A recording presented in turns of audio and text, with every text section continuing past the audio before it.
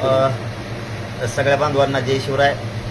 आपल्या सगळ्यांना विनंती आहे की आपण सगळ्यांनी 6 जुलै ते 13 जुलैपर्यंत प्रत्येक जिल्ह्यात म्हणजे मी येणार आहे. 6ला हिंगोलीला आहे, 7ला परभणीला आहे, 8ला नांदेडला आहे, 9ला लातूर आहे, 10ला धाराशिव, 11ला बीड, 12ला जालना आणि 13ला छत्रपती संभाजीनगरला येतो.